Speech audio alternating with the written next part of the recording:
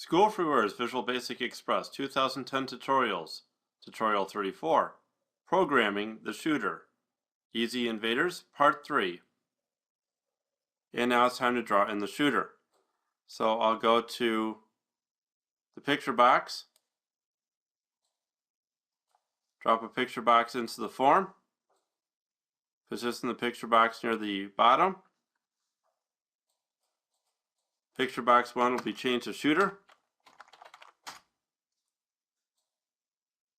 The size will be 50 by 50 to match the size of the shooter. And the image, of course, will be set to shooter.ping.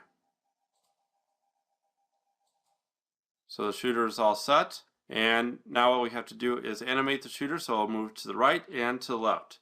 When I press the right arrow key on the keyboard, the shooter should move to the right. When I press the left arrow key on the keyboard, the shooter should move to the left. Now there's a couple of parts that needed to be done to move the shooter around. So first of all, what I need to do is have a timer.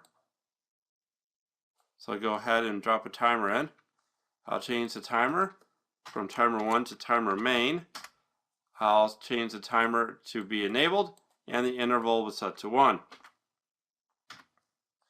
Next, I'll just double click on timer main, and I'm going to need a couple of variables. One to tell the computer if we're moving to the right or to the left with the shooter. So SRight, short for shooter right, is set to a Boolean.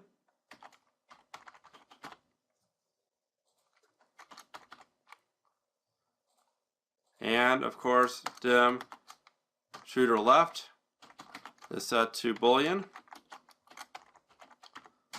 So when shooter right is true, we're moving to the right, and when shooter left is true, we're moving to the left. Okay, from there, what I need to do is go back to form main, click on the main form, and go to events. Go to key down, double click, and tell the computer if the right arrow is pressed. So if e.key value equals keys dot right, then we know that the right arrow key has been pressed, and we could say SRight equal true. If e.key value equals keys dot left, then SLeft equal true. So within the timer main tick, so what I'm going to do is call a private sub, move shooter, and I'll go ahead and create the private sub here. So private sub move shooter. If SRight equal true, then we'll tell shooter dot left, and we'll just add the shooter speed. I'm going to have to create the variable in just a few moments, so we don't have shooter speed at this time. If shooter left equal true, then shooter dot left will be subtracted by the shooter speed. There's an end if, and now I'll have to go ahead and create shooter speed as an integer, and right now I'll set this as a speed of 1. So we go ahead and run. When I press the right arrow key, the shooter moves to the right.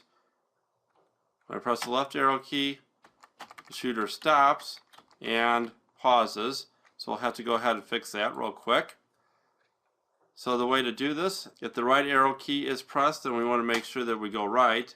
So that means that shooter left is now equal false, because we can either go right or left.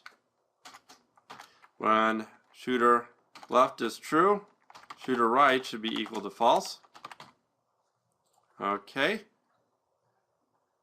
That looks pretty good. Let's go ahead and run, see if this works a little bit better. When I press right, moves to the right. When I press left, moves to the left. But if I take my fingers off the key, the shooter still moves and doesn't stop. So let's go ahead, close this down, go back to form main, and here we have key up. So when I no longer am holding the key down, when the key is released, we want to make sure that if e.keyValue is equal to the keys.right, we know that the right key has been released, so therefore we can say shooter right equal false. If e.keyValue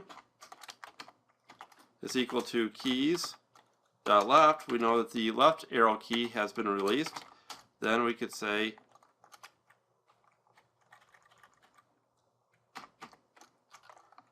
shooter left is equal false. Alright, now I'll go ahead and run. And now I have to hold down the right arrow key and the left arrow key, and when I release, the shooter stops. But there still seems to be a little bit of a problem, because if I keep holding the key down, the shooter leaves the screen. So what I'll do is just close down the form now. And if you remember here, within the form we have the client rectangle. So if I want to make sure that the shooter stops at the end of the form, I have to put in a hit detection for the client rectangle, which you see here in orange.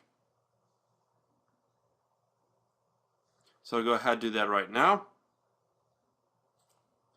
So under move shooter, if shooter right is true and the shooter's left side dot left added to the shooter dot width, which will give us the right side of the shooter, if that is less than the form's client rectangle width. So I'll put in less than me client rectangle dot width.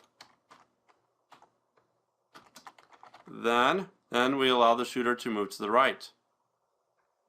If shooter left is true and the shooter's left side, so shooter.left is greater than the client's rectangle,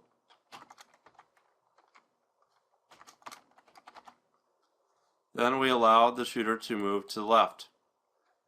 So go ahead, run. Shooter stops at the left side. Try out for the shooter moving all the way to the right. Hopefully it'll stop.